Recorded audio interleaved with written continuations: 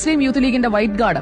ഈ white guard ഉണ്ടാകുന്നത് തന്നെ എപ്പോഴാണ്? 2018 പാണക്കാട് സയ്യിദ് മുനവർ അലി ശിഹാബ് തങ്ങളും പി കെ ഫിറോസും കൂടി ഒന്ന് ഒരു യുവജന യാത്ര നടത്തി അവർ തിരുവനന്തപുരത്ത് അത് സമാപിക്കുമ്പോഴേക്കും അതിൽ നിന്ന് തുടങ്ങുന്നതാണ് ഈ വൈറ്റ് ഗാർഡ്.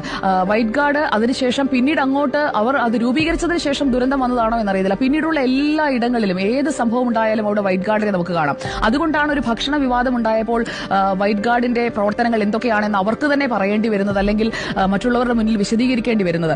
ഇതിൽ സയ്യിദ് മുനവർ അലി പി കെ ഫിറോസ് നേരിട്ട് വന്നിട്ടാണ് വിശദീകരിക്കുന്നത്. മാത്രമല്ല പാണക്കാട് സയ്യിദ് മുനവർ അലി ശിഹാബ് തങ്ങള് അവിടെ മേപ്പാടിയിൽ, ഞാൻ നേരിട്ട് കണ്ടതാണ്, മേപ്പാടിയിലെ ആശുപത്രിയിൽ നേരിട്ട് വരികയാണ്. അതും ഈ ദുരന്തമുണ്ടായ അന്നത്തെ ദിവസം രാത്രിയിൽ, ഉരുള് പൊട്ടിയതിന് അന്നത്തെ രാത്രിയിൽ അവിടെ നേരിട്ട് വരികയാണ്. മറ്റുള്ളവരെ അയച്ചാൽ മതി, അല്ലെങ്കിൽ വോളണ്ടിയേഴ്സിനെ അയച്ചാൽ മതി. പക്ഷേ ഇവരൊക്കെ അവിടെ ക്യാമ്പ് ചെയ്യണം. അതുപോലെ തന്നെ മുനവർ അലി തങ്ങൾ അവിടെ നിൽക്കുന്നു, പി കെ ഫിറോസ് അവിടെ നിൽക്കുന്നു.